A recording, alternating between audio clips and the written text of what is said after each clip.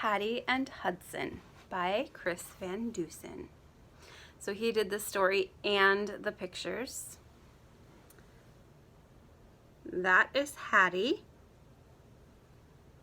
That is Hudson. Hattie and Hudson. Oops, sorry. Hattie McFadden loved to explore. Every morning after breakfast, she'd grab her life jacket, wave goodbye to her parents, and paddle out in the canoe to see what she could see.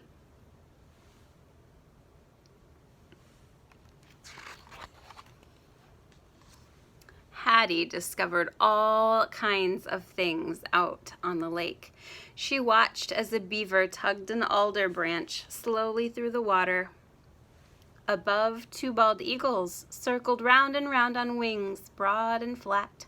And over in the cove, a family of turtles with shiny black shells basked in the warm summer sun. Hattie was so happy she started singing.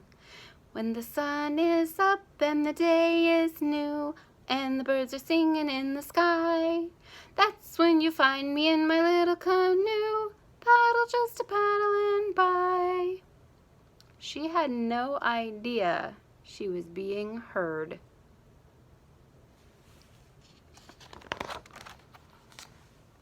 Down at the bottom of the lake, in a cave, dark and deep, there lived a mysterious creature.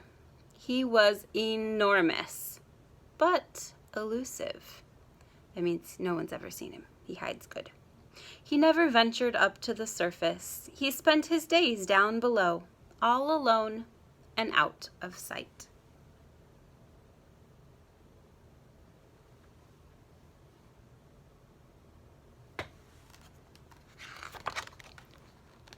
The monster was used to hearing motors buzzing and propellers churning overhead. It was why he stayed hidden in his cave. But today, he heard something different. A song, bouncy and bubbly, came echoing down through the water. So come with me, 'cause there's room for two. We'll be together, you and I, out on the lake in my little canoe, paddle just a paddling by. It was so cheerful and charming that it drew the beast out of his lair and up toward the light. See Hattie's canoe? She's up there.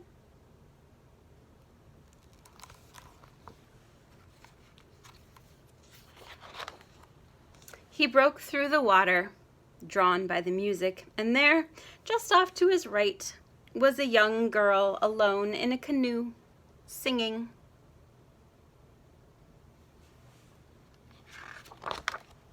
Hattie stopped when the thing rose right beside her. She stared at the monster, and the monster stared back, but she didn't feel afraid. There was something in his eyes, the way he looked at her and the curious tilt of his head. It was almost as if he wanted to hear more. So Hattie softly continued singing. When the sun goes down and the day is through and the moon is a-rising in the sky, I'll take you home in my little canoe, paddle just a paddling by.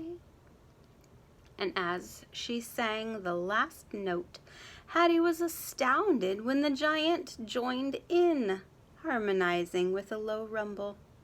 Then someone screamed. People pointed, some fainted. Motors roared as boats fled in a frenzy.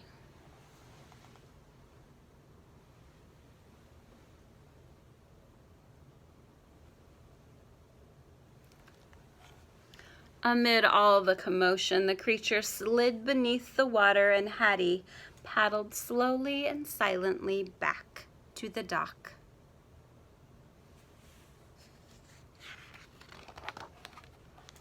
That night, Hattie tried to sleep, but every time she closed her eyes, she pictured the green, friendly face looking down at her.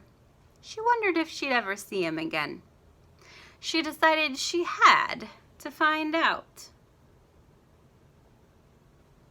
At the bottom of the lake, the girl's sweet song played over and over in the monster's head. He wondered if he'd ever see her again. He decided he had to find out.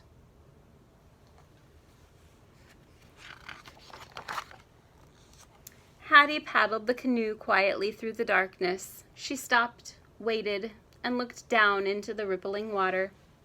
Suddenly, a massive black shape emerged from the depths.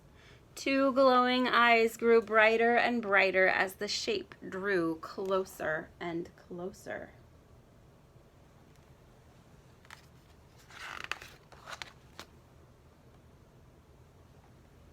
Slowly, the gigantic head emerged from the water. It glistened in the moonlight. For a moment or two, the monster and the girl simply stared at each other. Then Hattie broke the silence. "Hi, I'm Hattie," she said. "The girl you met this morning. I was really hoping I'd see you again. What's your name?" The monster cocked his head. "You do have a name, don't you?" The monster raised his eyebrows and cocked his head even more. Maybe you don't," Hattie said. "Well, you kind of remind me of my uncle's dog, Hudson. Maybe I should call you Hudson. Do you like that name, Hudson?" The monster slowly smiled. "Good. I like it too," she said. "It fits you. Hello, Hudson."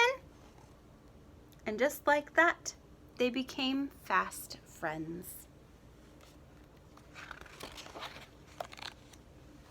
Okay, the glare on here from the light is bugging me, so let's try this.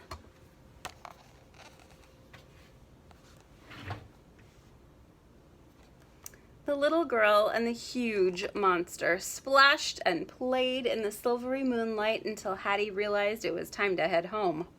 And she climbed into the canoe, turned around, smiling, and said, "Hey, Hudson, let's meet again tomorrow night, okay?" Hudson nodded eagerly and smiled back.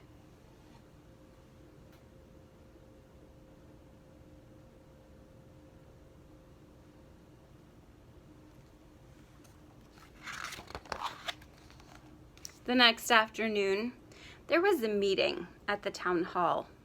Everyone was yelling, suggesting ways to get rid of what they called the deadly beast. If only they knew him, Hattie thought. She tried to say something, but she was interrupted. She tried again, but no one heard her. She tried several times to speak. Finally, she gave up. When the meeting was over, Hattie walked home with her dad. She felt a little sick.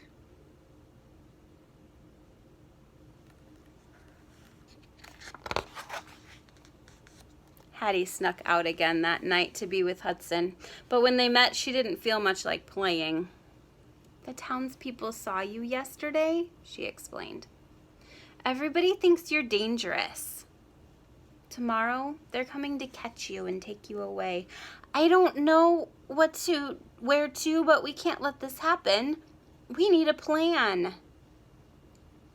Hattie was deep in thought when Hudson abruptly nudged the canoe with his nose. He nearly knocked it over. "Hey!" barked Hattie. Hudson did it again. "What the heck?" Once again he bumped the boat. Then he looked at her and smiled brightly. "Wait a second. I think I know what you're doing," said Hattie. Then she added, "And this could work. This could definitely work. Hudson, you're a genius." What do you think the plan is? At the break of dawn, Hattie paddled her canoe over to the town landing. The men were already gathered, loading their boats with radars, ropes, and netting. Hattie started to feel sick again. But she had to stay focused. She had to stick to the plan. She had to save her new friend. So she paddled her canoe away from the shore and to the center of the lake. Then she waited. goes Hattie. Now it was Hudson's turn. He swam up to Hattie. He carefully bumped the bottom of the canoe. It flipped over easily, tossing Hattie, as planned, into the water. Hattie flailed her arms. She splashed the water. She pretended to be in serious peril. That means danger. The men on the landing sprang into action. "Hang on!" someone hollered. "We're on our way!" The boats were coming quickly, but Hattie waited and waited until they were in perfect position. Then she signaled to Hudson.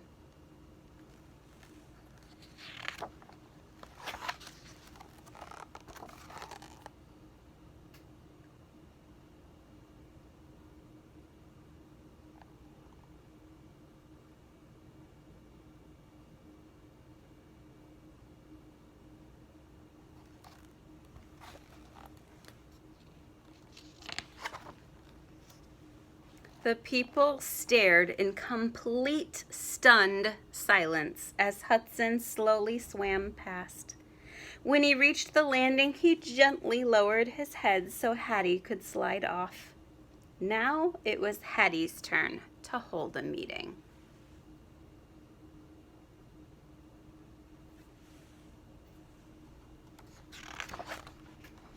"This is Hudson," she said bravely. "He's a friend of mine. I know you think he's scary and mean and dangerous, but he's actually very friendly. He won't hurt you, I promise. This lake is his home, and I think he deserves to stay. Once you get to know him, I'm sure you'll agree." Hattie paused. Everyone stood still. Then a young boy slowly walked up and patted Hudson gently on the nose. Another child followed. Then another. Soon a few adults cautiously stepped forward. Before long, a crowd had gathered around Hudson.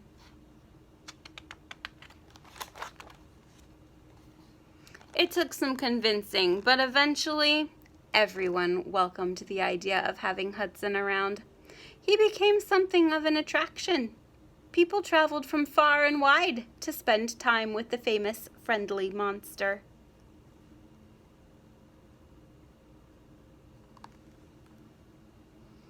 But when the sun went down and the visitors left, for Hattie and Hudson, everything was just as it had been since the beginning. And every night they met in the same place, played the same games, and splashed and frolicked under the big silver summer moon.